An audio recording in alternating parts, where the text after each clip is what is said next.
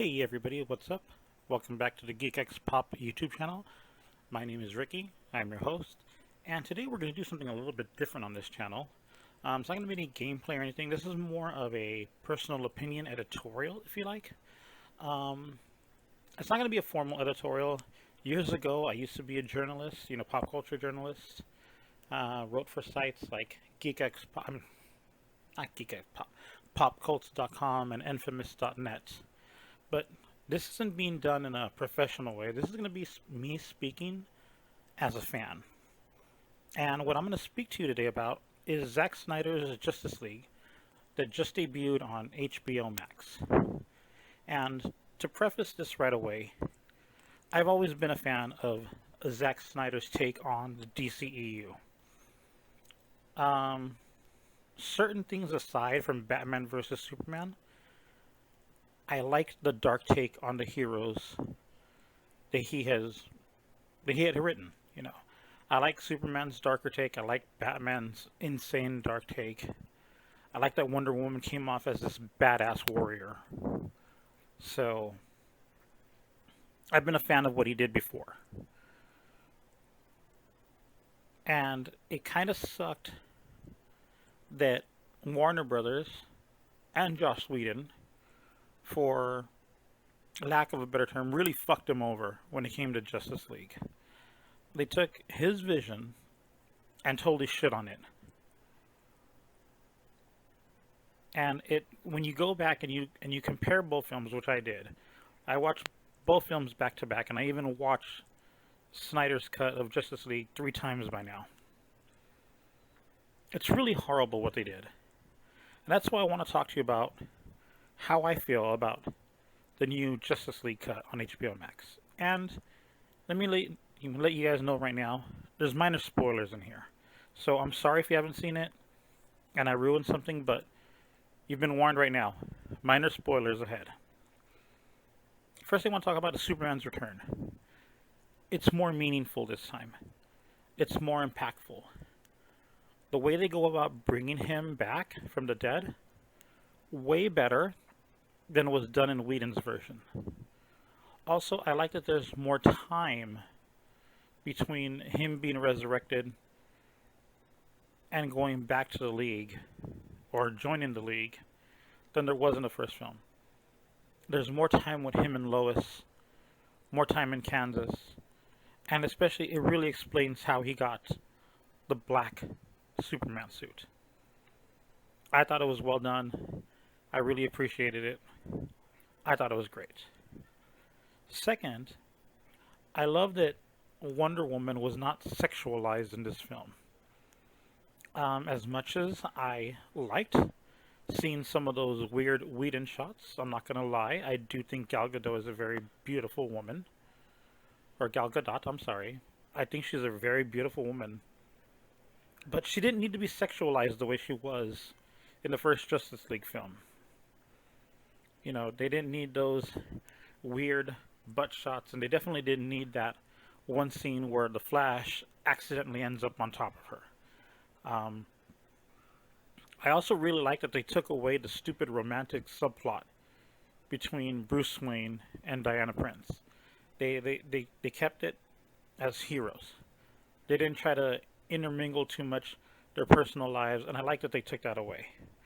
She comes off as more of a warrior in this film, especially that Steppenwolf was what she does to Steppenwolf, bloody marvelous. Next thing I want to talk about is Batman going from a loner to a true teammate here. And it seems a lot more natural than it did in Whedon's film. Batman really grows into this role as a leader of the Justice League, as someone who put the team together. And I like that the main reason that he continues putting the team together, despite him saying that he did it to honor, that he made a promise on Superman's grave that he would bring the teams together. even though he had fulfilled it, the reason he stays is because he's doing something on fate. And I'm not a very religious or spiritual person, but to see that Batman is doing it in good faith, wow, I thought it was a really good way to flesh out his character a little bit more and to add a little lightness to the darkness that he is. Another thing that I really loved in this film was the Flash is a much better character in this film than he was in the Whedon version. Zack Snyder, the way he wrote the Flash, really humanized the character a little bit more. He wasn't this goofy, comedic sidekick of a character. Sorry about that. Zack Snyder wrote the Flash as a true hero, bringing him around from this kid who didn't know how he felt to, especially in the scene in the last act, when Flash realizes that he has to grow up to be the hero, to be the best of the best. Watching that scene and watching what he does to push the heroes to final victory, that was amazing. It made the character 100 times better than he'd ever been shown in film, period. The old Flash series and everything. The way the Flash came out in Snyder's Justice League is the best version of Flash I've ever seen. Now, another thing that I really loved about this, and if you guys want to skip this part, spoiler coming right ahead, okay? This is a huge spoiler. I love that they introduce a new future member of the League. And if you've read the rumors and you've kept up with all the leaks and everything, you know that Lieutenant General Swanwick ends up being the Martian Manhunter. And I really love the two scenes in Snyder's Justice League where he comes out. The first time when he's there to push Lois Lane to get back to the living was amazing. Very heartfelt. I wasn't so thrilled with him introducing himself to Batman near the end, but I love the fact that he told Batman that he's there when they need him. And that was amazing. Another point that I really loved about Snyder's Justice League is I know some people might feel that 4 hours is too long of a movie, but me being a fan of his style, I really enjoyed it because he really added to the film, especially with more characterization. And I'm not just talking about characters like Superman, Wonder Woman, Batman, not just the core members. I love that we got to find out more about Cyborg's father, Silas Stone, that we got to meet Ryan Choi at Star Labs. We finally got to see Iris West in this film, and I thought that character was sorely missing.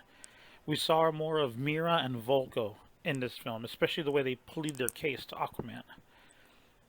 And something I'm going to get to in just a bit too is seeing the Joker and Deathstroke in this film was just amazing.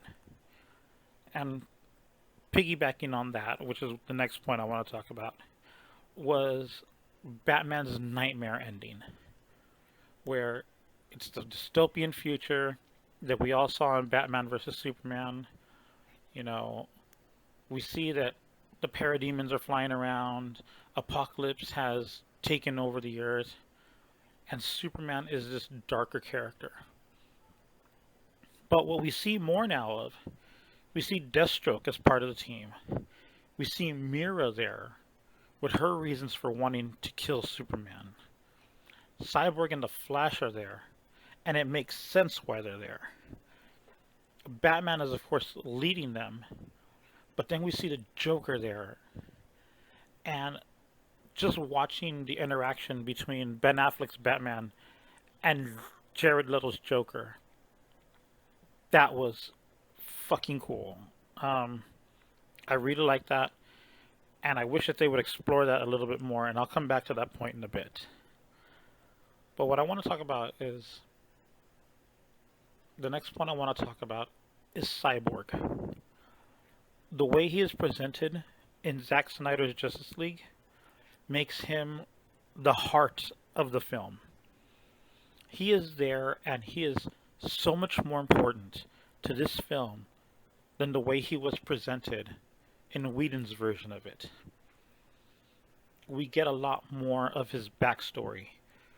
We see just how tragic a character he is, from the circumstances that led him to becoming Cyborg, to him coming to terms with his father, in a sense.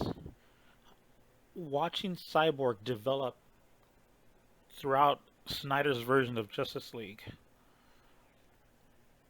is perhaps the best character arc in this film. And I feel really sad and torn knowing that his solo film that was proposed is probably not going to happen anymore. Because for me personally, coming out of Snyder's Justice League, Cyborg was the best character presented in this film.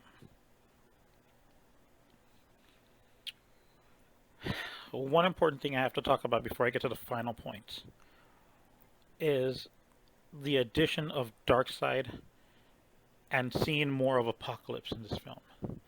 I really hated that Darkseid was only hinted at in Whedon's version of the film. That all we get is a "for Darkseid" comment by Steppenwolf. In this new film, Darkseid is the one that comes to Earth in the past, and we see him defeated by the alliance of men, Amazons, Atlanteans, the Greek gods, and a lone Green Lantern. I like the way that he was presented in this film. Darkseid comes across as a major nightmare of a villain. That's someone you don't want to mess with. And when we see him more later in the film, when we see Desaad interacting with Steppenwolf, when we see the interactions between Darkseid and Desaad, talking about Steppenwolf's failure, even the little cameo by Granny Goodness, just fleshed out Darkseid and the world of Apocalypse way more than we ever saw in the previous version of Justice League. And it's on that note that I come to my final point, and it's the DCEU that could have been.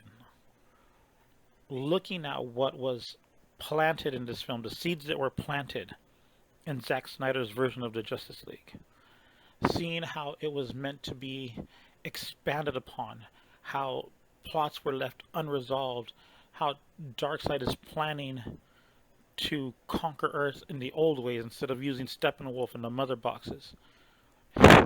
Just thinking about what could have been the solo Cyborg movie, the solo Ben Affleck Batman movie, a potential Henry Cavill Superman sequel, a possible Justice League trilogy that could have been. Seeing all that and knowing that Warner Brothers squandered the shit out of it, that they totally dropped the ball, it's infuriating as a fan, especially because the DCEU could have been so much greater, and it could have been a darker alternative to what the MCU is offering fans. Whereas the MCU has been serious, it also has a lot more of a lighter tone. And me as a fan, especially an adult fan, I really was loving and appreciating the darker world that the DCEU was setting up, only for them to just throw it away because Suits at Warner Brothers were worried about how the dark version of Justice League was going to come out. They really screwed over Zack Snyder. And watching this 4-hour version of the Justice League compared to the utter pile of trash and tripe that was Whedon's version of the film. It's it feels like they're humiliating my intelligence as a fan and a viewer the way they presented the Justice League before, when we had this much more thoughtful and emotional and striking version that they completely chopped and butchered. So, I'm going to drop it there. I'm going to stop right there because I can go on this last topic for ages, but it's just going to rile me up even more. And I don't want to be the negative kind of fan. I like being a positive fan. It's mainly why I am not in journalism anymore. I was tired of being critical of everything, having to look for things that are wrong, having to look for things that didn't make sense. I've loved the last few years where I've really been a fan. I've gotten a chance to be the fan that I've always been without having to overthink things. And that doesn't mean I don't, nitpick at a couple of things. 4 hours may be a bit long. It could have easily done without some of the fluff. But I'm not complaining either, you know.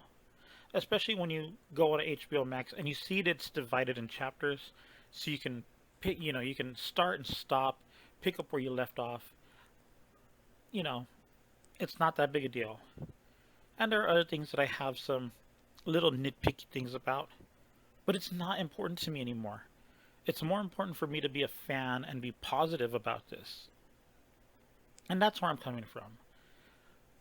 As a fan, I enjoyed what I saw. I appreciate what's here. And it's really irksome knowing how much Warner Brothers and the suits there just butchered Snyder's view. I understand now why Christopher Nolan and Deborah Snyder had told Zack Snyder to never watch Whedon's version of the film. Because when you see how much was chopped and butchered and cut, you can see that this new work of art that is Zack Snyder's Justice League was just completely watered down and torn down by Warner Brothers and Joss Whedon. So, in closing, the new Snyder cut of the Justice League is a far superior version of the film that I can watch over and over again.